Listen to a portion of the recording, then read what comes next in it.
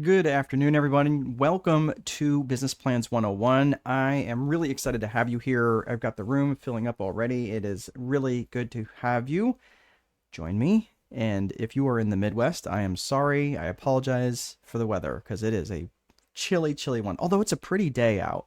So you don't really care about that. I do care about where you're coming from though. So why don't you go ahead, put in the comments where you're from and maybe what a little bit about what you are thinking about doing in terms of a business idea, or if you've got a business already up and running and you're maybe thinking about expanding and therefore you're thinking about getting a little bit more clarity by having a business plan. I know many of you are coming here as entrepreneurs, as solopreneurs. So I'm sorry, that is Ivica. I apologize if I'm saying that name wrong. Ivica Berlik from Croatia. Wow, I don't know that I've ever spoken to anyone from Croatia. You are my first. That is, it's nice to meet you. Let me know what you're. Let me know in the comments, Ivica, what you are, or Ivica or Ivica. I apologize, um, but if I'm saying that wrong. Cassandra from Ontario. Excellent. You guys are enjoying quite a winter as well. I think winter starts in August for you, right, Cassandra? Very good. Maria is from Kampala in Uganda. Very good, Maria. Good to have you join us here today. Athens, Greece. Apostolos. Very good, Apostolos. Nice to meet you. Let me know what kind of business you guys, what business ideas that you may have, because I know some of you are coming, many of you are coming actually with just ideas, with a business idea, and that's maybe why you're looking to get a business plan to put together.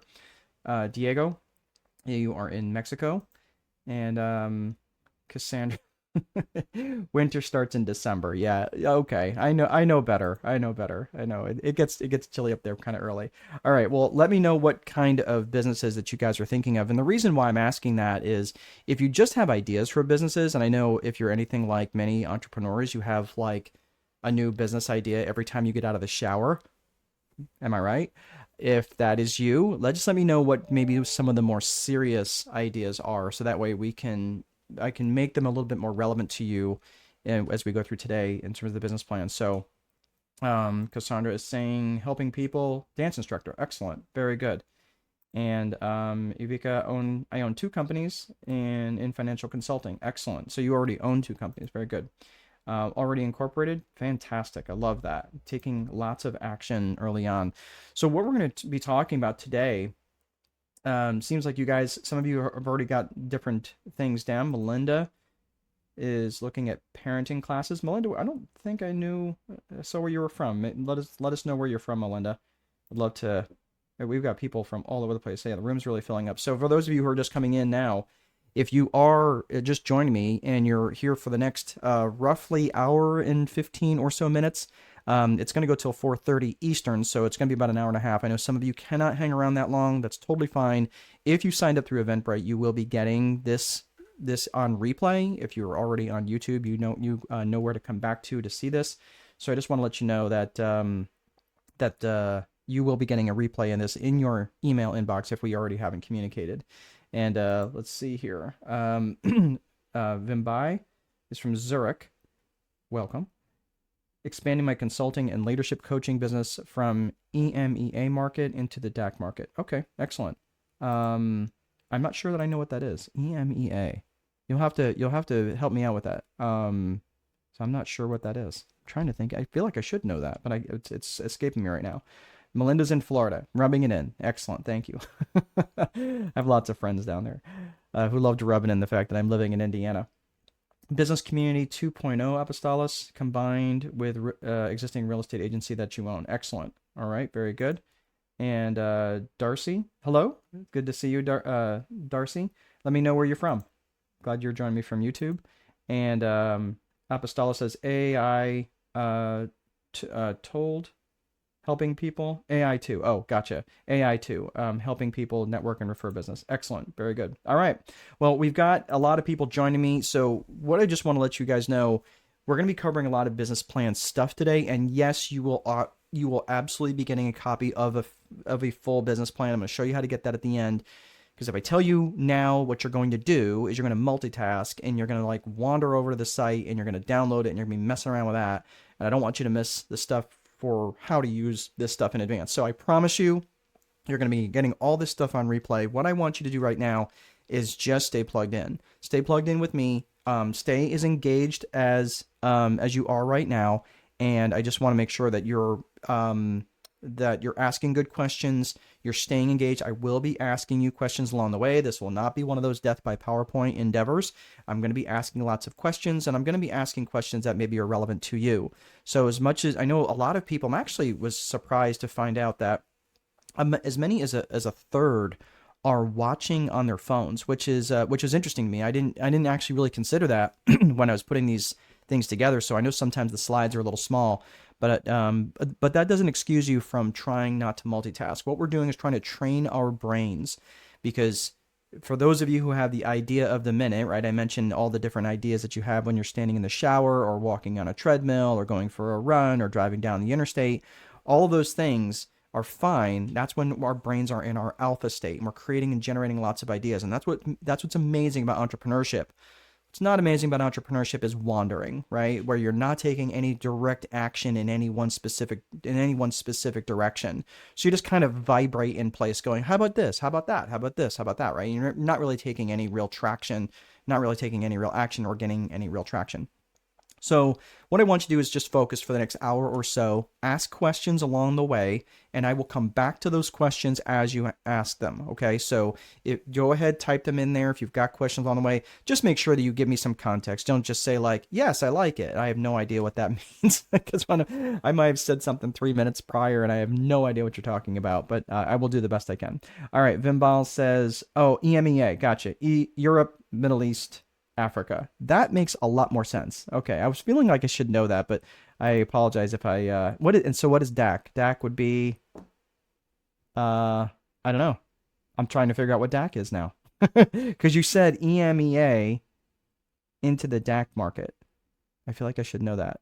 I'm just truly having a brain cramp. Oh, here we go. DAC region is a business and cultural group of Deutschland, Germany, obviously, Austria, and Switzerland. Ah, I am now educated. Thank you, Vimbai. I am now better as a human being for you being here today. Thank you. I did not know these things. All right. Well, so let's get to it. So again, one of the quick things is just the kind of the ground rules. Please don't multitask. Try to stay plugged in as best you can. I'm going to be mentioning a lot of things. I don't want you to miss anything that might be a nugget that could really be a game changer for you. One other thing is that we're going to be talking about this, and in case I don't bring it up later, I want to bring it up now. Many people will come up to me and say, man, that was great. I took so many notes and blah, blah, blah. And that was great, but I don't do this for the applause. Although, trust me, I appreciate it. I really do. But what I want to know is what's going to be different for you tomorrow. What are you going to implement tomorrow? What are you going to be doing? Because business plans are great, and they can provide a tremendous amount of clarity. And really having stuff written down, specifically having things written down on an actual piece of paper, or even typed out, it doesn't give you the ability to wander, because sometimes our minds will play tricks on us and we're thinking that we're actually taking action when we're actually action faking. Thinking we're doing things that are really important when we're really not. So, for example, today I signed a business agreement that could potentially be worth, literally without exaggeration, several $1,000,000, if not tens of millions of dollars. And it was interesting that I was finding other things to do rather than sign that agreement. And I'm like, what am I doing? This thing could be such a game changer in so many aspects of not just my life, but the lives of people who I'm bringing different pieces of infrastructure to. Why am I delaying this? Like, what's going on in my head? So again, our minds can play tricks on us. And I just want to make sure that you are writing things down. And that is the real value of having a business plan and specifically printing things out and having them in front of you, so you're not going to allow yourself to wander. So let's get to it. So first and foremost, I want you to understand that this is going to be a strategic approach to managing your life and your business. I know like strategic sounds like super militant. That's not at all my intent. My intent here is not to make it sound militant, but really about being strategic means like from top down versus tactical, which would be bottom up, right? Not that the tactics are a bad approach or they're bad, but the tactics need to have meaning. They need to be in alignment with a strategy, right? So what I want you to do is I just want you to understand this is a strategic approach. And, so who is this for? This is either for new or established businesses, either or. And the reason that that is important is because the whether you're a new or established business, you may need a business plan. Just as an example, because it's the time of the year and it's beginning of a new year, I reviewed my business plan from several years ago, and I updated it. I changed a couple things because I want to make sure that the things that I'm doing, I'm still going in the same strategic direction that I set 24 months ago. So the reason why this might be important for you, whether you have a new business or you're trying to expand into a new market, you're trying to attract a new avatar. We'll talk about avatar here in a bit, but there's lots of different reasons. So this is whether you have a new business or an established business, this is going to be relevant for you. One quick thing I do want to offer for you guys. If you want to go, don't do it now. We'll talk about it later. But for those of you who have an interest, I do have a school community where right now it's totally free to join. That will not stay that way forever. So if you are interested, you can go over to school at strategicboardroom.com. I will again talk about this later, and I will put the link in the show notes. Okay, and I'll also put the notes here in the comments. Vinbai, only a pleasure. Absolutely. Thank you. Vinbai also says, these are markets I work in and want to expand in the DAC markets, developing a business plan that outlines a strategy that taps into this market. And that's what we're going to be talking about. So really your question or your comment there, Vinbai, is well timed, because what we're going to be talking about specifically, and let me go ahead and get into the agenda for today. So it'll literally give you some context of what it is that you're looking to do. And how this is going to be meaningful for you. So first and foremost, we're going to be talking about a framework, and a specific framework that I utilize that you can use in a business plan. Now, keep in mind, a formal business plan is going to be a little different. Now, sometimes I know people are going to be like, well, why do I want a business plan? It might be to attract investors. It might be so you can get a loan from people. It might be just so you can get some clarity. Sometimes municipalities or government agencies want to see a business plan if they're going to subsidize a loan, right? So there's lots of different reasons to have a business plan. But first and foremost, I'm going to give you the framework and ways to think about it in advance, and then I'm going to show you how that fits into a business plan at the very end. Okay, so some of these things I'm going to be showing about that we're going to be going a little bit out of order, but we're going to be following a framework that will make sense for you, and you can use this framework over and over and over again, no matter what kind of business you want. So we'll talk about the framework, and then we're going to talk about the people. So we're talking about the systems piece, and then we're going to be talking about the psychology piece. So then we're talking about the 4 core functions, which are true in every single business. And then we're going to be talking about what to do so you can scale on the other side, so you can grow and have that controlled growth that doesn't metastasize into something horrible. And then finally, we're going to talk about different resources that I can offer for you and show you how to get a copy of the business plan itself.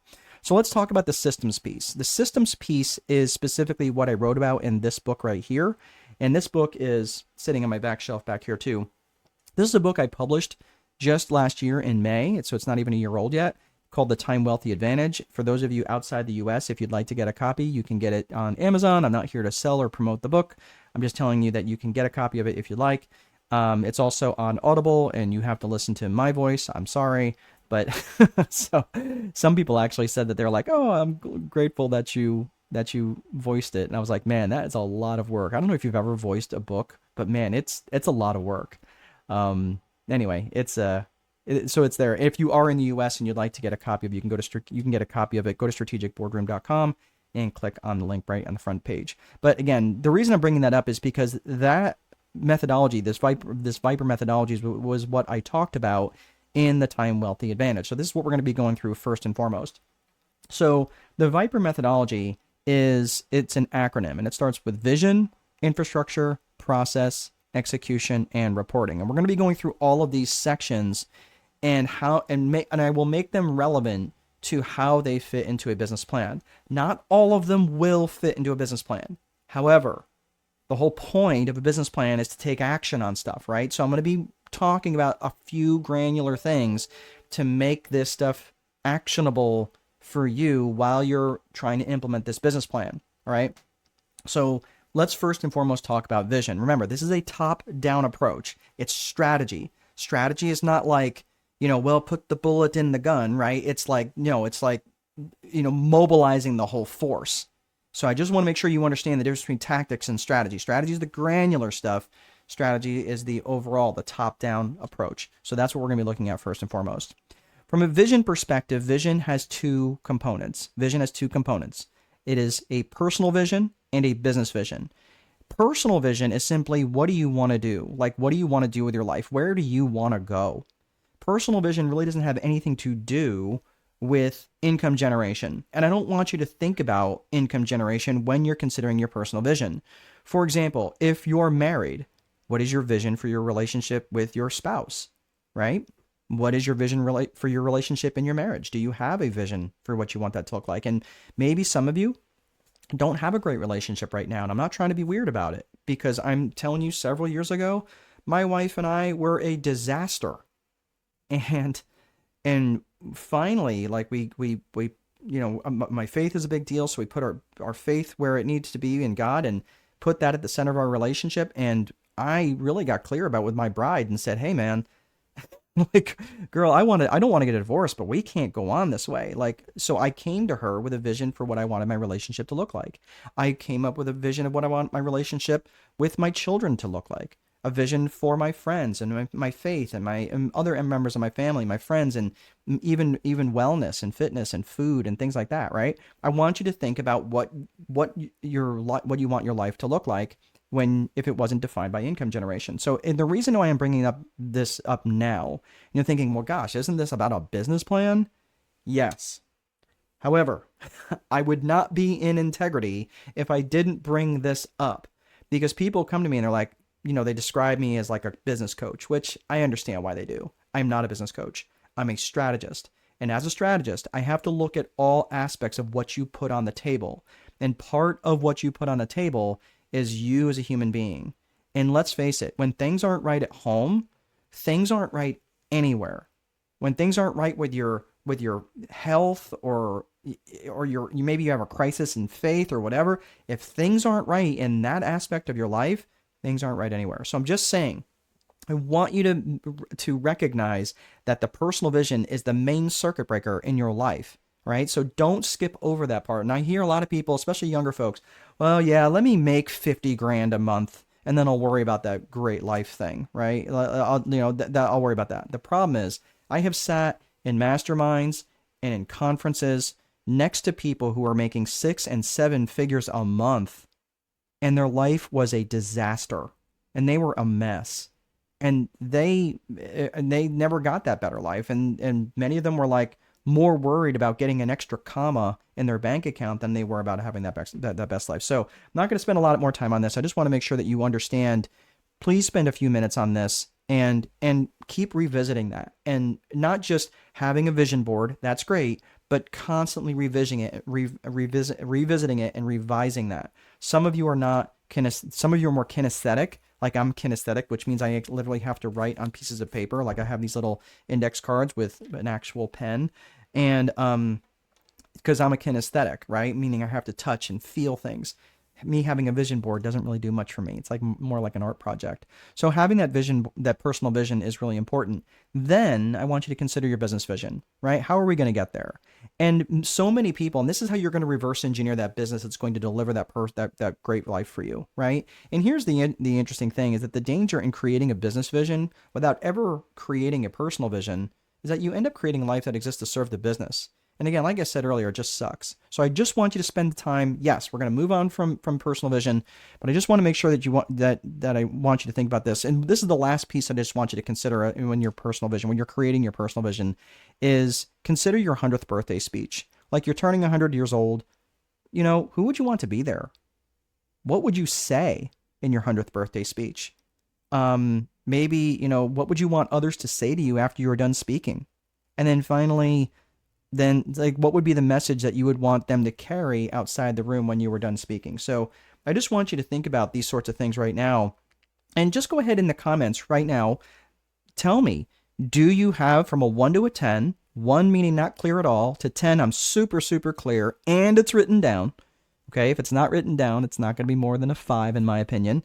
But let's say again, from a 1 to a 10, how clear are you on your personal vision? And again, that it's written down, that you could produce. And it's okay. Listen, when someone first asked me this question, I was like, yeah, I know exactly what I want to do. I don't have it written down. I'm good. And then 3 more years went by and I still wasn't good. And I finally started writing things down, and all of a sudden things started to happen for me. Things in my personal life actually started to happen. Last year, I published 5 books. 5 books I published last year. How did that happen? Because I was intentional, because it was part of my vision, right? Because I wrote things down. I was able to have those things as actual goals. So if, again, you want to start really changing things in your life, start writing things down and start with your personal vision. So again, I don't see anybody offering up anything right here. Again, no judgment here, no judgment here. But again, if you're a 1, that's fine. You can only go, there's only one place to go, but up. All right. But if you do have something, if you are working or struggling on that, this is a good opportunity for you to work on that. All right. So let's move on from personal vision. Let's talk about business vision. When it comes to business vision, there are 3 C's of business vision. Okay. This is going to be foundational for your business plan. So I just want you to think about this. When you're putting your business plan together, you're going to need to address all 3 of these C's. There's no getting around it. So I want you to think about your core purpose, your core values, and your client avatar. Core purpose, core values, client avatar. Let's first unpack your core purpose. Your core purpose is specifically what business are you in and what problems do you specifically solve.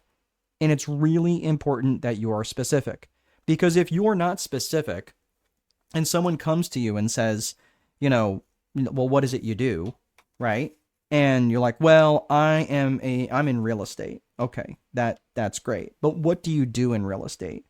Well, kind of really whatever anybody needs me to do. Okay, that's not very helpful for getting you referrals. That's not really helpful for you getting you customers. And the problem is this: many of you are in too many businesses. And the same thing for me. Like when I was, owning 7 or 8 different businesses and I wasn't getting traction in any of them, that was a real problem. And all of those businesses, I was the owner operator of 7 different businesses. I didn't own them. They owned me. So when I wasn't showing up for work in business number 4, guess what didn't get done? Nothing. Nothing got done in business number 4 because I was too busy on business number 6 and 7. And then business number 1 was on fire. So I had to run over there, right? What I'm saying to you, it's not a problem to own multiple businesses, but treat them like a bridge. Go and build one bridge at a time. Build one bridge, get to the other side of the river, walk back across that bridge, and then start working on your second bridge with the knowledge of what you gained from that first bridge. And that's the way to start building true economic wealth, in building these wealth engines that runs whether you show up or not.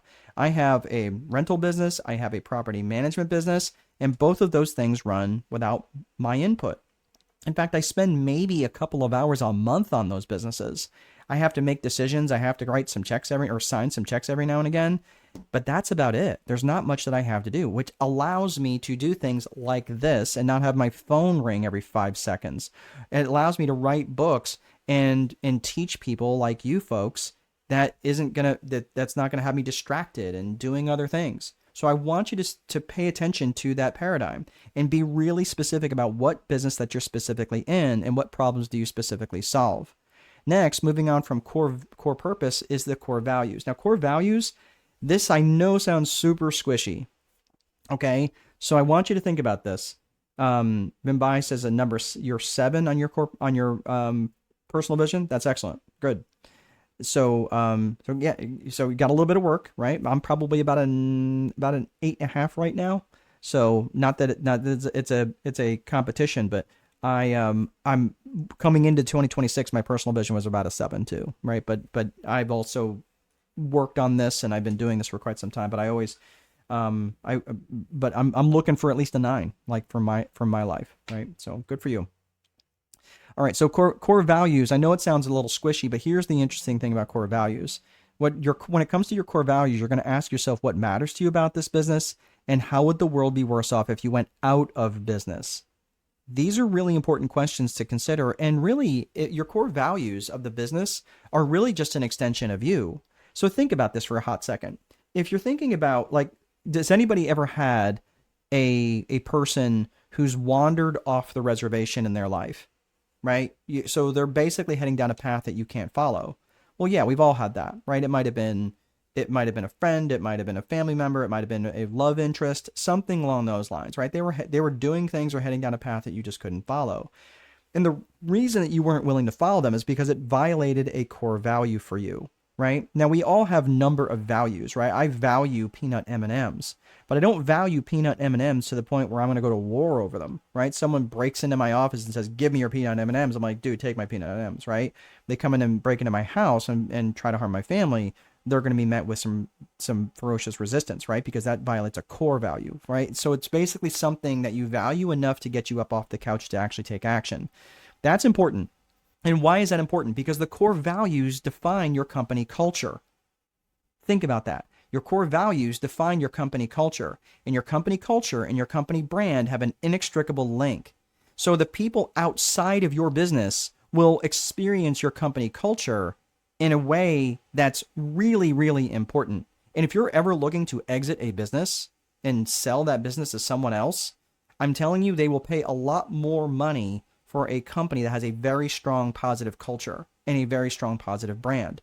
So think about companies that might be international companies or might be local companies to you that have a very strong company culture.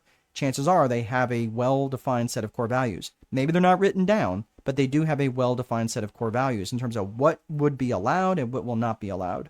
Okay? Now here's the thing. If your core values are not defined, they will be defined. And they're generally going to be defined by the strongest personality that's in the room.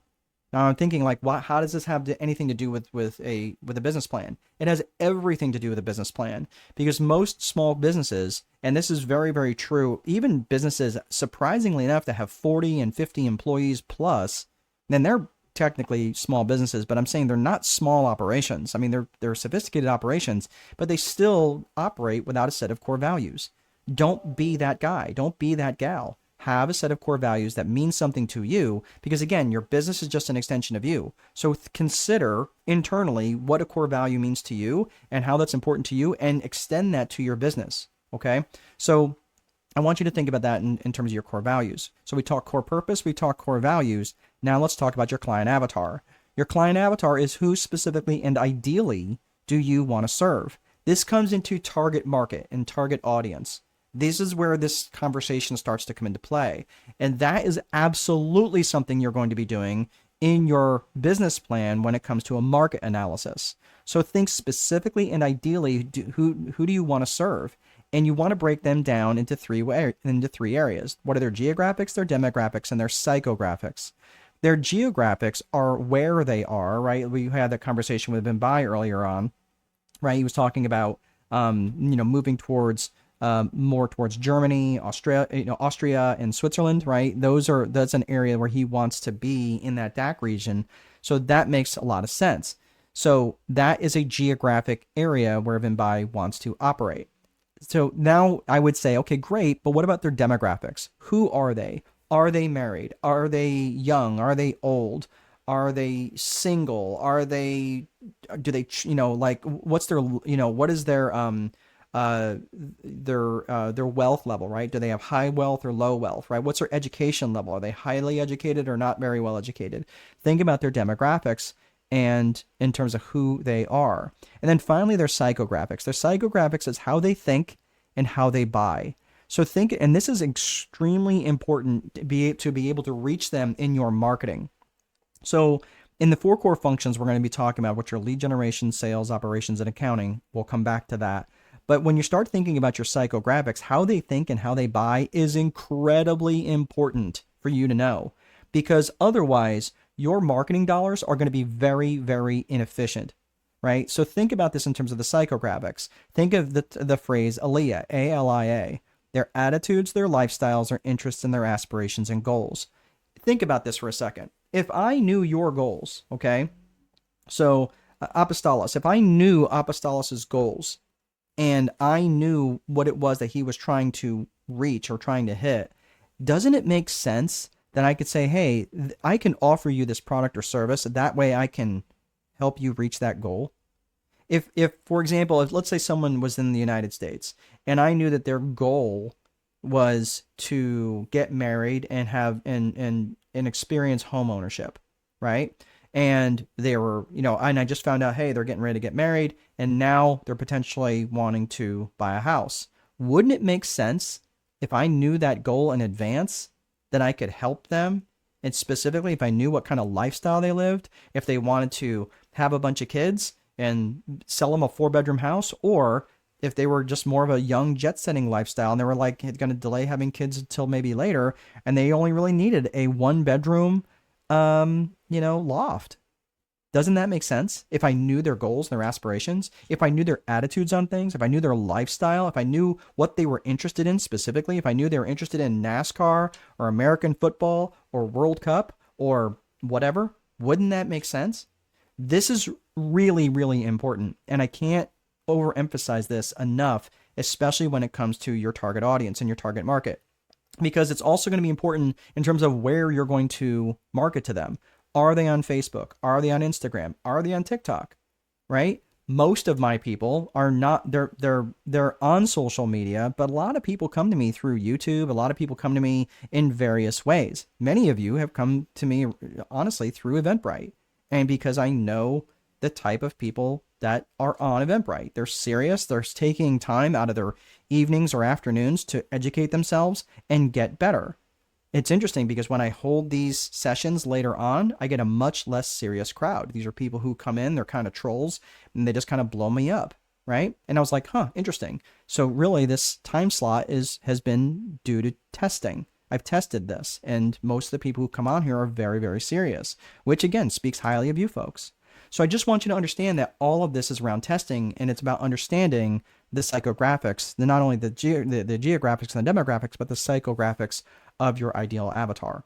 So don't gloss over that. So your 3 C's of business vision. So we talked about core purpose, we talked about core values, and we talked about client avatar. Out of these 3, which one of these do you feel that you have most dialed in?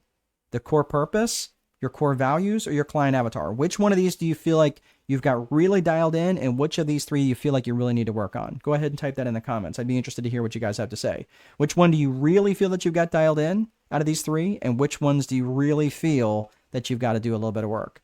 So go ahead and put that in the comments. All right, so that is your business vision and your personal vision. Now, that's the first part of the Viper methodology. The infrastructure is the next component of the Viper framework. So let's talk about that. Infrastructure is just simply the bones of the business. It's things like your desks and your chairs and your software and your computer systems and things like that, right? And you might be thinking, okay, well, again, things like websites, your payment processing software, it's just all this various infrastructure, all right? So you might be thinking, well, why does vision have to come first? I mean, infrastructure is incredibly important. It's the first component of a system of a business. Why would I want to put vision first? Well, the vision is so incredibly important because let's take, for example, let's say Melinda, right? So Melinda, let's say that it's part of her vision, her personal vision, to lay on the beach in Spain for 2 months out of the year, rubbing cocoa butter on her belly. Fine vision.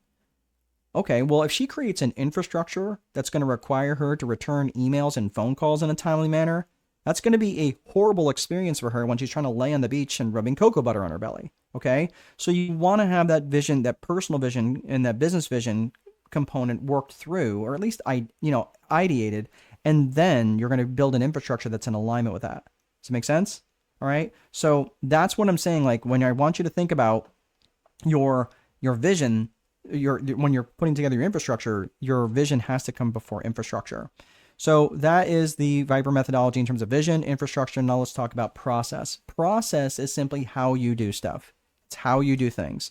And there's 2 ways to break that up, from tactical and strategic. Now, we talked a little bit about what strategy is, so I'm not going to beat that up right now, but tactical is your day-to-day operational stuff, right?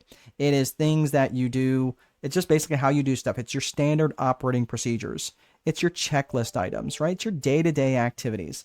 It's your opening procedures, your closing procedures. It's how you answer the phone and how you prepare bank deposits. Those are all really, really important things when you're considering your tactical day-to-day process. If I go back to the Viper framework here just a second, I'm going to put a box around infrastructure and process.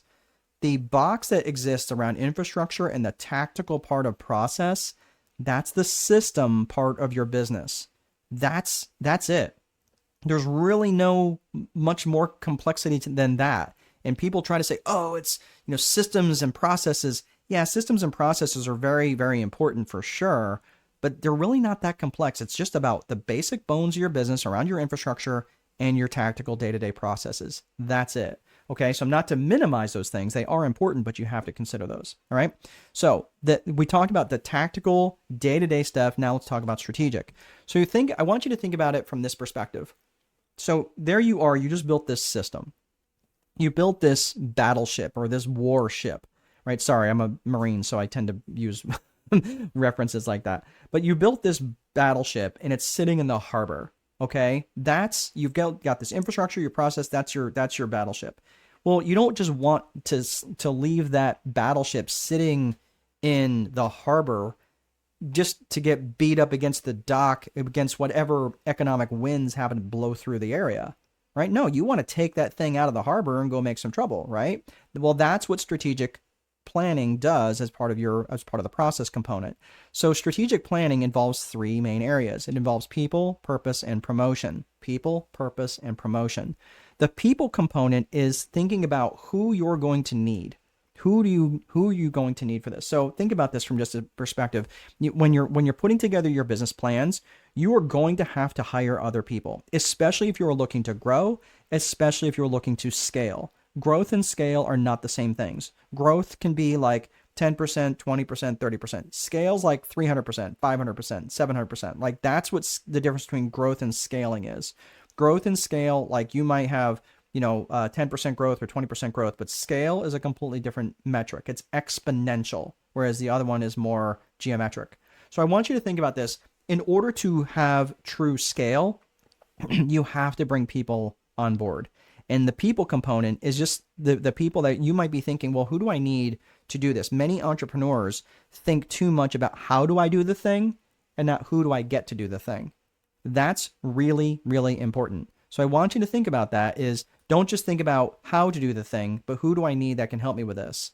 So for example, when you're looking at the people component, you might be thinking externally and internally. So you might be thinking, okay, so externally, I'm looking at I'm opening up to a new market, right? Or I'm looking at a new avatar, right? We talked about client avatar. That's where that aligns with that avatar. So maybe you might be serving an avatar right now, and you're coming up with a strategic plan to open up to a new avatar. That would make sense. That would make sense in terms of what you're trying to do with your strategic plan. Does that track? Am I making sense here? You guys are kind of a quiet bunch, so just let me know that you're still alive. I'm seeing a lot of people out there, but you're not saying much, and that's okay. But you may be in the middle of doing things, and I completely understand that. If you're driving, please be safe.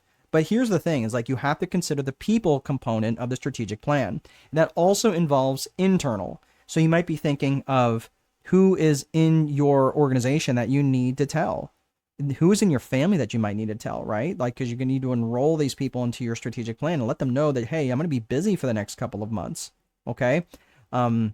Like, again, I'm in a PhD program right now for organizational psychology. I had to have that conversation with my bride in advance because if I started like not showing up, for dinner because I had homework to do and I'm here at the office trying to get that done, that's not going to work, right? I have to enroll her into that. All right. Thank you, Melinda. Making sense. All right. Excellent. So this is important. So the people component of that is really, really important. So that could be internally with your employees. It could be your suppliers. It could be your vendors. It could be your subcontractors. So you need to consider the people component. The purpose is in alignment with your core purpose, right? And this is really critical because this is what's going to prevent you from wandering. And your core purpose has to be or your strategic purpose has to be in line with your core purpose. Because if it's not, this is like, if it doesn't align, this would be like if Starbucks started selling chainsaws. That doesn't make any sense, right? You're like, well, why is Starbucks selling chainsaws? It doesn't make any sense. Well, you're like, well, because they can. Yeah, but that doesn't mean that they should. And it starts to get very wonky and starts to get people get very confused, right? And the confused mind will always say no. So this is why when you're thinking about the core purpose, or strategic purpose rather, when you're considering your strategic purpose, are you looking to grow in your market share? Are you looking to expand your market share? Are you trying to look to vertically integrate or maybe expand horizontally? You're like, what are you trying to do with your core, with your strategic purpose? And that's going to be really important. So it might be to, hey, over the next 90 days, I want to increase market share by 5%. Okay, great. How are you going to measure that? What's that going to look like? Et cetera, et cetera. So what is the purpose of the strategic plan and how long will it last for? Lastly is promotion. Promotion is just communicating. It's communicating outwardly and telling the world what it is you're doing through your marketing and different things like that, through your networking, and communicating internally and repeating yourself a lot with not just the people that work for you, not just your suppliers, but also the people that may be working right alongside of you, your strategic partners. It could be your employees, whatever, but you got to promote this both externally and internally, and that is absolutely critical. So these are three main components of strategic planning, and this is what I want you to start to think about now. So when you look at your business plan template, you're gonna be like, oh, I kind of already started thinking about these things, right? So it's gonna be really important. So let's talk. Let's put the fries in the bag with process. We talked about tactical, we talked about strategic. Now let's talk about execution. I'm not going to get into the big components here. Like, again, we talked vision, infrastructure, process. Execution really doesn't belong in a business plan. It does to a certain degree when it relates to like marketing, and maybe certain things about how you're going to execute in terms of fulfillment, but it really doesn't get into the day-to-day stuff. The execution here that I'm about to talk about gets in the day-to-day stuff. Like, it gets into the granular everyday things that I'm going to do. So it's not that it doesn't belong. It's just letting you know, like, it's not really something that you write down in a business plan, but I thought it was relevant to leave in.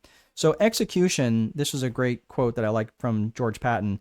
A good plan violently executed now is far better than the perfect plan that's executed next week. And the reason why I bring up execution is because most plans fall apart in their execution. And the reason why is because I love you guys and gals as entrepreneurs, but the problem is many of you have the to-do list of 37 things that you're going to do today. Ask me how I know. Right? Because I do the same thing. I'm like, okay, I'm going to get all these 17 things done today. I'm like, no, I'm not. Right? And the problem is that having too many priorities has the same effect as having no priorities. So this is why I like to boil things down to a daily 5. And a daily 5 is up to 5 highly specific actions that you can take, which will move the needle towards your vision or your strategic plan, either or. Up to 5. Me, I like 3. And this is part of my daily 3.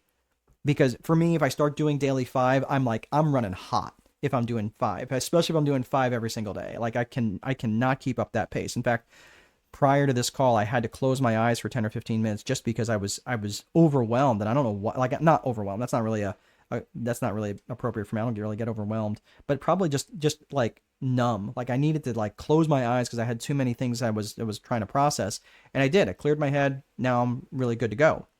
But I have to recognize that sometimes when I'm getting overloaded, and because I have been running at 5, for quite some time, for me, long distance marathon 3, daily 3 is really, really good for me. But what are those things that you can do that will take the needle, that will move the needle for you?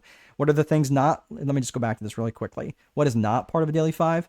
Check email, check voicemail, right? That's just to-do list stuff, right? That's not like brush teeth. Like, what are some, and most of these things, especially if you're trying to grow and expand into a new market, most of them are going to be marketing related. Okay. So I just want to make sure that you understand that. So that's the first part of this framework here. Let's talk about reporting. The reporting function is around lead metrics and lag metrics. Lead metrics and lag metrics. Lead metrics specifically are based on your actions and your activity. That's what your lead metrics does. They precede the results, the overall results. The lag metrics are the results of the actions and activities. So you really don't have much control over your lag metrics, right? You might say, well, I'm going to get 5 sales today. Really? Do you have any real control if you get 5 sales today? No, you have indirect control, but you don't have any real control short of putting a gun to someone's head and saying, hey, look, are you going to buy this thing? Right? That's usually illegal in most areas. So what I'm saying is, but you do have an indirect control over that. So you do have control of how many times you pick up the phone to call someone. You do have control over how many times you email your list, right? Those are all lead metrics. So I want you to think about that in terms of the difference between lead metrics and lag metrics, because that is going to be really indicative of how effective you are. And guess what? If you don't like the results, all you have to do is adjust your actions or activities. It's as simple as that. So it's good to have lag metrics, but it's also really important to have lead metrics baked in the cake. All right. So that's the Viper framework. That's the systems component. Let's talk about psychology. So we talked systems. Now let's talk psychology. Systems are important, but systems will only get you so far. And systems they offer stability, they offer consistency, they offer accountability, which is all great. But the problem with systems is they're limited about making subjective decisions and adapting to rapid market changes. Coming up with creative solutions is not the purpose of a system. By design, they're not allowed. You don't want a system to be super creative and coming up with different answers all the time. Like, you want your system to be stable. And it's also really not great for initiating and maintaining human connections, like actually having human connections and human dialogue. Yes, AI is great for certain things, but really truly getting to the heart of what's important to people. Look, AI has a place in this world for sure, but to substitute that for human connections, I'm telling you, people are going to, especially if they feel like they've been roped in by an AI bot, and only to come to find out that the person on the other end really wasn't a human being. I'm telling you, people are salty about that. They don't like feeling like they've been lied to. Okay, so I'm just letting you know, systems are great, but they do have some limitations. So this is why I bring in psychology. This is the overall, it's what's called the S&P framework, right? Systems and psychology. So the psychology perspective, you're looking at both personal and individual psychology and business and organizational psychology. When you're looking at personal psychology, you're thinking of things like self-worth and self-management, things like that, like limiting beliefs. These are all individual and personal psychology. And this is really important to consider. Not necessarily that it's going to make its way to a business plan, but it is important for you to think about internally. If you've got a bad relationship with money, it's not going to magically fix itself if your business starts making money. You might be thinking, really? I'm like, it's never happened from what I've seen. And I had a bad relationship with money. And I'll tell you what, until I fixed that, it didn't matter how much money I made. It never seemed to be enough. So I'm just telling you, like, personal psychology, individual psychology absolutely makes a big difference, especially when you're looking at the organizational psychology, right? When you're looking at business or organizational psychology, you've got external and internal. So let's look at those two things, right? So you're looking at business psychology, there's external and internal. External things like buying psychology and even negotiating with your vendors and even politics to a certain degree. So you have to think about the external environment when it comes to business psychology. And those are all things that you need to consider. The internal component, and these are really important things that are going to actually, by the way, going to be impacted on your business plan. Why is that going to matter? I'll give you an example. Here in the United States, Airbnbs, they were multiplying like Catholic rabbits. And the interesting thing about that is there was a lot of smaller markets that were not happy with Airbnbs being in their market. And especially the hotel people were not super happy about that either. Well, the interesting thing about that is that a lot of these local politicians started putting restrictions on Airbnbs. Well, do you think that made a difference on the Airbnb population? Yeah, it did. It really mattered. And because they started to have registrations and all these different things, it started to get more price competitive. I mean, because there was all of these different factors coming into play, politics absolutely does make a difference. And politics in certain areas have really driven out certain Airbnb markets, right? Driven down certain Airbnb markets. So you really have to pay attention to that sort of stuff going on, especially as it relates to what it is that you're doing.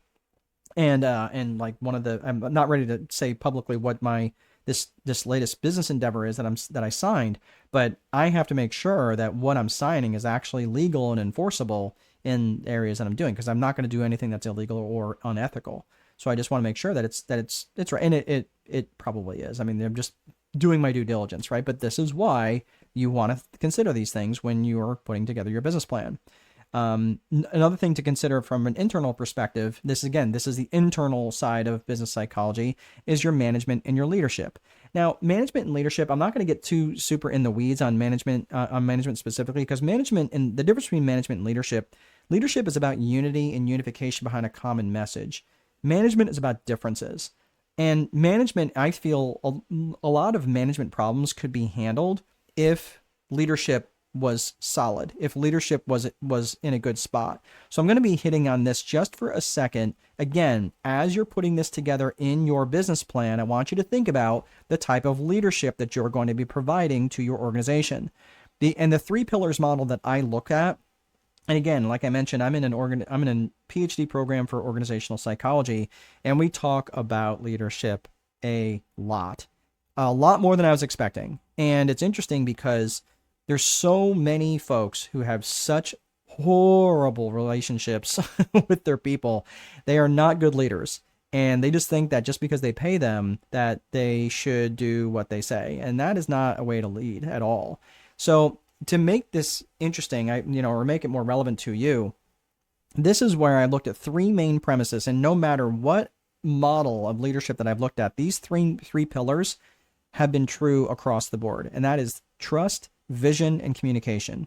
Trust is about making sure that you're showing up in a way that comprises your character and comprises your level of competence. Competence and character. It all starts with character, though. If I came on here and started talking about, like, again, I mentioned my relationship with my bride, and I started like, well, guys, I got to kind of hurry up and get out of here because I got a date with my girlfriend coming up. And you're like, does he mean like an actual girlfriend? Didn't he say he was married? Doesn't matter what I've told you, you are not going to trust me. My credibility, my character is now like really ruined any level of trust that I might have with you. Maybe not for some of you, but for others, it absolutely would be such an egregious violation of trust that it doesn't matter whatever else I bring to the table. Even if I was highly credible, it wouldn't matter. So I'm just telling you, like, trust, it starts and ends with character. The other side of this is your competence. And the fastest way to build trust with anyone is to demonstrate competence. Doesn't matter if you're in sales. It doesn't matter if you're in marketing. It doesn't matter if you're in leadership. All three of those things are going to be true, and you have to lead with competence and demonstrate competence to show and create trust with the person on the other side of the table. All right. So that's trust. So you may have high degrees of trust. Like, for example, you may have a really good vision with folks. Like, you might have a very compelling vision of where you want to take them, and you can communicate and be very articulate. But if they don't trust you, they're not going to follow you. You're not going to be effective as a leader. You might have really good ability to create a shared vision. Again, I've said this many times that people often, when it comes to a vision, people are much more inclined to carry a ball that they helped inflate. So I'm not going to come to Melinda and tell her what the vision is, and she's like, great, I had no input on this, right? I'm not going to go to Apostolos and say, hey, man, this is what the vision is, and not really care, or Vimbai, or Cassandra, and say, hey, look, these are the things that I believe, and this is what you're going to do. Well, do I get any vote in this? Because this is my job too, right? Even though you're the boss, you're the leader, can't we have a dialogue? And that comes, right? So you may have their trust. You may be, again, able to communicate, but if you don't have an ability to enroll them into a shared vision, they're not going to follow you. You're not going to be effective. And again, the last piece is also around having high degrees of trust, high vision. But if you're not an effective communicator, or you don't communicate well enough or often enough, again, people are not going to trust you, and you're not going to be, or they're not going to follow you, because you're not going to be an effective leader. They may trust you, they may see your vision, but if you're not effective in your communication, they're not going to follow you. All right. So I just want you to consider that. And you think, man, this is all squishy. Does this really matter? Look, let me tell you why leadership really matters. Right now, I'm writing my next book called Leader Boss. And Leader Boss is really bringing together these two concepts of caring versus candor. You might be someone who is super caring, right? So tell me which of this sounds like you guys, right? Go ahead and write it in the comments. Is you might be really caring, and because you're so caring as an individual, that as a boss or as a manager, they walk all over you, right? You're too nice, okay? And that's generally the people who come and want to work with me. They're like, man, I'm too nice. That's kind of I tend to attract people like that.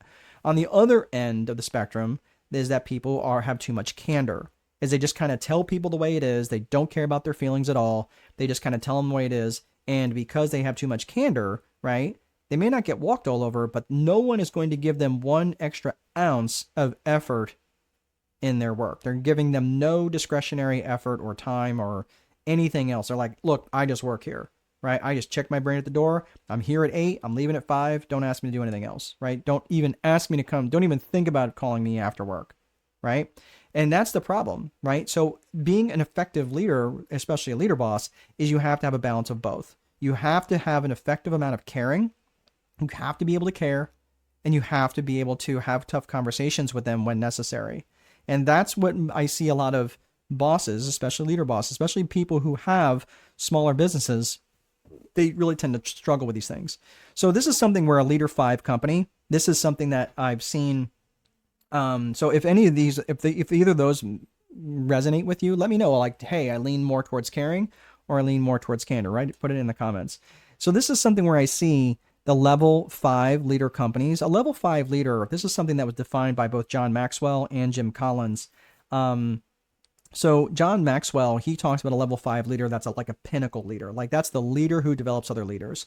But a level 5 leader, as defined by Jim Collins, was just someone who was very charismatic, but also really put the business in front of their own personal needs. And that's about the best way, probably the most simple way that for him to define a level 5 leader. And when he looked at these companies that really had very, very large gains, these were companies that were significantly more profitable. And you may be wondering, like, who's Jim Collins? Jim Collins wrote Good to Great, Great by Choice, Built to Last. He wrote a lot of books where he did a ton of research on, and those companies were significantly more profitable. They grew much faster. They had a much stronger company culture. And guess what else they had? They had defined core values. And these are companies that are very, very well known. These are like Amgen and Intel, Microsoft, Southwest Airlines, Google. Maybe you've heard of it, right? Starbucks. Like these are all companies that had very, very high levels of growth. And guess what? They often make the 100 best places to work. And the funny thing is, those companies often represent the highest stock returns. So I'm just telling you that leadership makes a huge difference because growth requires change, and leadership is what manages that change. And the fact of the matter is that the speed of the leader is the speed of the team. Your team cannot outpace you as the leader. So I'm just telling you that leadership makes a big, big difference. And I'm bringing that up now so you can start to think about what the leadership and not just organizational structure, but what's the leadership going to look like when you get in the organization. And everyone wants to be like the next Google. But the thing is, Google can provide the work environment they do because they're massively profitable. Okay. So I'm just thinking, I just want you to think about like it's not a whole lot different from what General Motors used to be back in the 60s. Like they used to provide a lot of really good perks, right? Until they started getting murdered by their competition. Okay. So I'm just letting you know, like, these are the sorts of things that you have to consider in terms of how you're going to show up in your leadership. All right. Cassandra says, I am more caring. Okay. All right. And that's fine. And that's good that you're caring. It's really good. And it's important that you're caring, Cassandra. You just have to make sure that you mix in an equal amount of candor. And in those conversations, generally when saying, hey, look, I have a high level of expectation for you only because I know you can reach them. So this conversation might be a little tough, but we're going to get through it, right? Like that's a way you can have that conversation with them and still maintain your caring disposition, right? So that is the people component. So we talked about systems, we talked about people. Now let's talk about the 4 core functions. This is just a pretty basic, it's straightforward. The 4 core functions of business are lead generation, sales, operations, and accounting. And your customer's journey through your company happens in that order. So think about this. Think about the lead generation that they're experiencing, and then from a systemic perspective, you're looking back and saying, okay, well, how they experience my company, it really matters when they're experiencing my lead generation for the first time. And how you're answering the phone, are they answering the phone from a 19-year-old who's smacking their gum on the phone and just answering it any way that they want? Or are they answering it with a phone script and sounding very professional? And what is that buying environment? What is the buying environment that you're creating? And this is really something that you have to start to consider in every aspect of your marketing, your sales, your operations, and your accounting, because this is how your employee, or I'm sorry, this is how your customer rather is experiencing your company. So it's important that you think about this. So I'm not going to say who it is, but there's a marketing company that he's like a marketing guru, and I think it's he and his wife, and they have a specific ad, I think, that's meant to be funny, but it's really not funny for certain folks. And I'm not someone who gets overly triggered by things. Like, I don't get overly sensitive to stuff. I don't find ways to be offended. Okay, let me just put it that way. I didn't find the ad offensive, but I could see how other people might. And I'm like, who are you trying to attract? Like if that's what your marketing is, then like, who exactly are you trying to attract? And maybe that's part of their goal. Maybe they're saying, no, anybody who's going to be offended by this, I don't want to show up. Okay, fair enough. But I'm just thinking, like, I don't know that I want to be that polarizing in a way that's going to put a negative. Like for example, I've had a fair number of people drop off this call so far for various reasons. Maybe they thought I was full of crap. Maybe they thought I didn't know what I was talking about. Maybe they just had to go. Who knows? I'm not going to create a story in my head and let that ruminate on, right? And let that rent space in my head. But the point is that I'm not everybody's cup of tea, and that's okay. But I want them to judge me based on a set of rules that either demonstrate my core values or don't demonstrate my core values. And if they're not liking me because of the core values I demonstrate, that's okay. I can live with that. Okay. So again, you just have to be careful. Again, yes, you can be polarizing, but I don't want to border on offensive. And that's just because again, your customer's journey happens in that order. They're going to be experiencing your lead generation, then your sales, then the operations and fulfillment, and then the accounting. So you got to keep in mind that the sales component is part of fulfillment. It's part of that customer experience, and so is the lead generation. Okay. So we talk systems, we talk psychology, we talk the 4 core functions. Now let's talk about setting the scale and controlling the growth. So in terms of the 4 core functions of business, you've got the lead generation component, which is about targeting your client avatar. Where did we talk about client avatar? Well, that's what we talked about in the 3 C's of business vision way back in the beginning under the Viper framework, right? So I want you to think about that.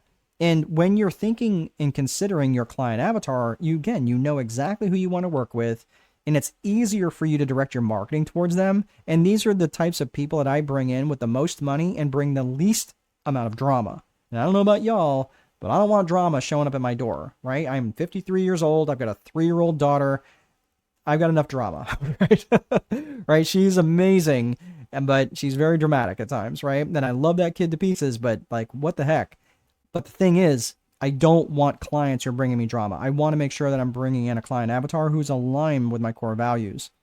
So what I want to do is I want to put these 15 reasons up why people will buy, and I'm going to get myself out of the way here. But what I want you to do, and this is going to be just kind of a very basic way. It's not necessarily a market analysis, but it's really more of what you're going to be starting to think about in terms of how your core purpose and what you offer for them in your product or service, and how you are best able to help them. So these are the 15 reasons why people will buy. So when you're coming together, what I want you to do is take these 15 reasons, right? They are to make money, save time, avoid effort, escape pain, right? Escape pain could be emotional pain. It could be physical pain, right? Could be spiritual pain. More comfort, better health could be less stress, right? Sometimes you got to get a little creative with that. Feel more love, gain praise, increase their status. People will buy for truth, and they will especially buy for truth if they have felt lied to in the past. They will buy for growth. That might be growth in their knowledge. It might be growth in their faith, right? Could be growth in their wellness. They will buy just because something's new. They'll buy because of novelty, right? They'll buy for more perceived control or certainty. They'll also buy to be in contribution to others. Okay. So what I want you to do is I want you to think about this with this list, and I want you to think, how do you, with your product or service, how do you directly or indirectly help people make money? Directly or indirectly? How? And I want you to list all the ways that you do that. So some of you are in financial. I don't remember exactly who was it, Vimbai maybe. I think it was talking about you have certain things and you do financial services. You might have, that might be a natural fit for you in terms of how you help people make money. That's fine. There's nothing wrong with that. But some of you might think, well, I don't really directly or indirectly help people make money. I have a cleaning service. Really? Because I could tell you, like, if I come home to a clean house and I don't have to worry about now starting to clean my house or put my dishes away or do different things, start putting my laundry away because you've done it for me, and I'm able to make more money and stay at work a little bit longer because I know that stuff's going to be taken care of when I get home. Don't you think that would make sense? Because my billing rate might be $500 an hour. You're thinking, oh wow, I can now help this person make more money. It makes sense. So that's what I'm thinking, directly or indirectly. You got to get a little creative with this, but I want you to come up with roughly 10 different reasons under each one of these headings. How do you help people increase their status? Right? That might be their status with their loved ones. It might be their status at work. Many people go to Starbucks and go to work with a Starbucks cup because it increases their status. Okay? So I want you to think about that. I want you to think of all the different ways of how you help people with each of these 15 reasons. Now, guess what? You come up with 10 different reasons under each one of these, and now you've got 150 different reasons in terms of why people are going to want to do business with you. That's extremely powerful and can be used a lot of different ways, not only in your marketing, but in your sales conversations. Does that make sense? All right? Does that make sense? That's really important. So please take the time to do this exercise. And again, it will fit hand in glove into your business plan. So when you're looking at your 4 core functions of business, you're thinking about your lead generation. Everything needs to support your lead generation function, because the reality is this: you can have the best, most efficient business. You can be a paragon of virtue, and your sales technique so dialed in that you could sell voting booths to Castro and you can still starve. That's a problem. So it doesn't matter how amazing your business or product or service is. You have got to make sure that your lead generation function is always running, because if it's not, you will starve, because your customers will attrition out. And if you're not replacing them with new customers, you're going to starve at some point. So you can never, ever, ever take your foot off the gas when it comes to lead generation. So, different lead generation activities, I'm telling you, especially if you're looking to grow your business. And Genius says, yes. I think that was under the 10 reasons why people, or 15 reasons why people buy. Yes, I would agree with you. I would say yes too.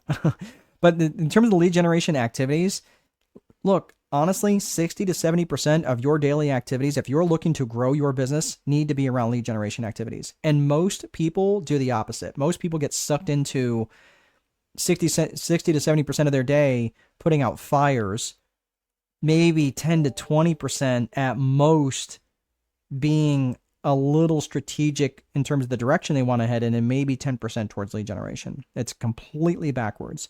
You have to be spending a lot of time, and I would say this is probably minimum 60 to 70% in lead generation activities. And this is also why you need to be getting people that will help you in your lead generation activities. Okay, so this all leads you to your sales conversation. The sales conversation continues the conversation that started by the lead generation function. So again, this also understands that effective selling is about finding solutions.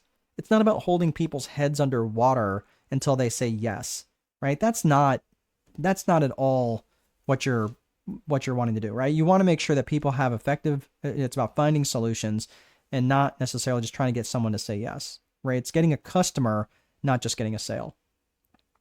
The last piece there is you've got the operational function. Now, again, if you're going to get stuck, generally you're going to get stuck in the operations, right? I kind of mentioned that a few minutes ago, where if you're going to get like you get stuck building the websites, you get stuck putting on the roof, you get stuck doing the thing, right? Fixing the cars or whatever, right? So generally, if you're going to get stuck, this is where you're going to get stuck.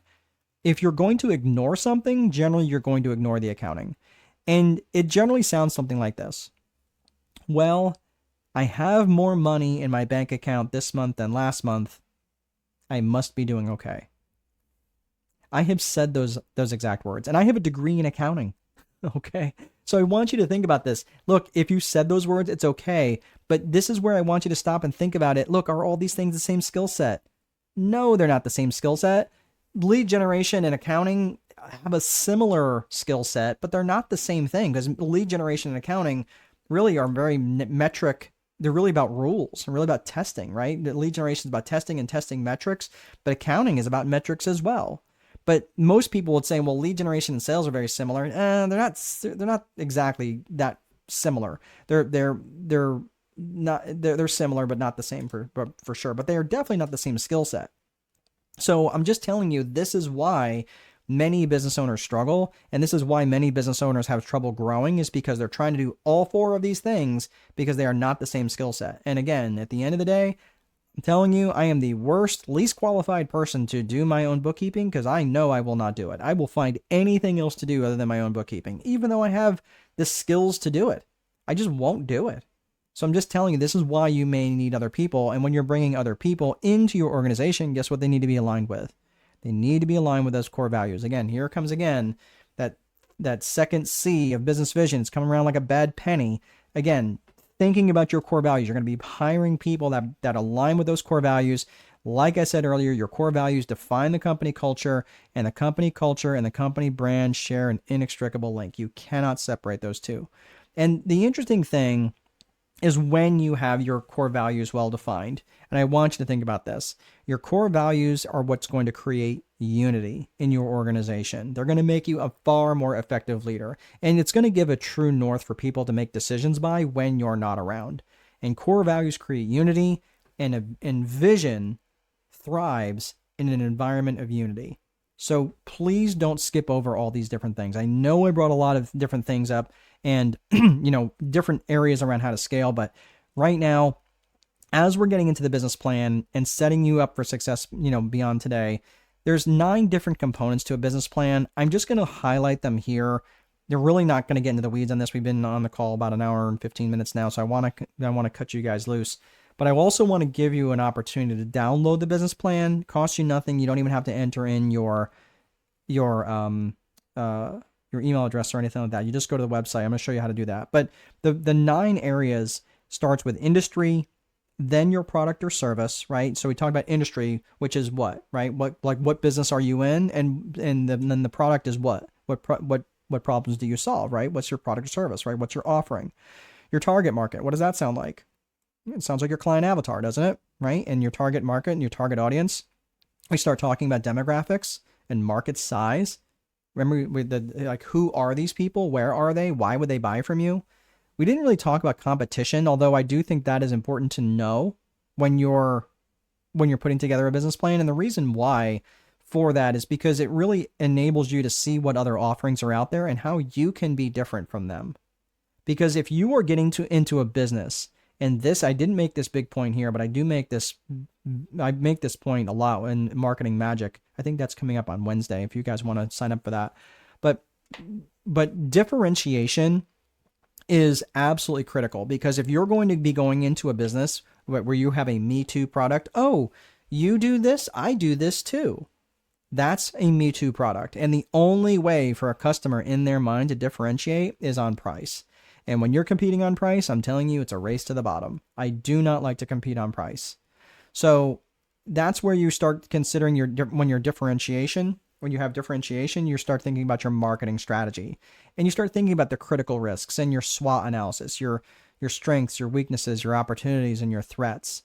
There's a financial component to that where you are thinking about your what's called a pro forma balance sheet or pro forma income statement.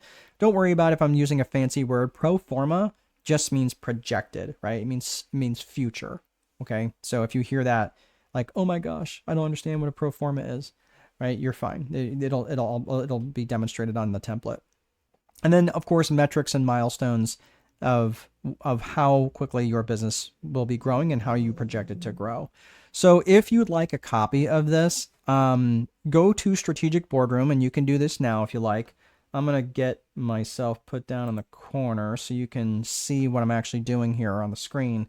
But if you go to strategicboardroom.com and you pull up this site, for those of you, again, who are in the US, I'm just going to hover that. If you go to that button right there, if you're in the US, you can order the copy of the Time Wealthy Advantage plus some other bonuses in there. You can do that there.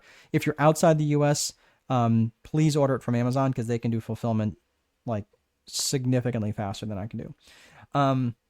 If you want a copy. So what you want to do to get your copy of the business plan template is go up here to courses and logins on the top right. Okay. And when that opens up, it's going to open up again. So you go to strategicboardroom.com, go to courses and logins, the top right. It's going to open up this page. You're going to scroll down a little bit to where it says free courses and downloads. So the free courses and downloads is about halfway down the page, and it's right there. It says free 9-step business plan template. Okay. So it's right there. You cannot miss it. Okay. So any questions on that? Should be pretty straightforward. All right. So if you'd like to join me right now, I am not charging for this, but I will be charging for this at some point. And only because I'm not saying that to be kind of weird. I'm just saying that right now, I literally have just signed up for this community on School. And if you are interested in joining me, you are more than welcome to. But just understand at some point I will be charging for this, and I've got the pricing up there now. It's it'll be $119 a month, but there is no charge if you want to join right now. And so I'll be having different things on there. My intent is to have a school room and a board room. The school room is basically the classroom, is where you're going to be learning and educating yourself on various strategies of business strategies, marketing strategies, branding strategies, just things like that. Leadership strategies, all different sorts of strategies. And then we're going to take that to the boardroom. And so you say, hey, I learned this. Now, how do I apply it to my business? So that there's going to be different concepts between classroom and boardroom. And that is what you'd be signing up for. So anyway, that is all I have. That is this is, of course, the room there, Strategic Boardroom. I don't think it looks like that, actually. I think I have a different graphic there, although that graphic's pretty cool. So again, if you'd like to go to the school.com/strategic boardroom, that is what I have. All right, everybody. Thanks so much for sticking around. If you've got any questions, go ahead and head over to the schoolroom and you can ask me some questions there. I'm going to head over there here in just a couple of minutes. I've got coffee working on me right now, so I got to go drop that off. But thanks so much for sticking around, everybody. Have a great rest of your day, and I'll see you guys in the boardroom.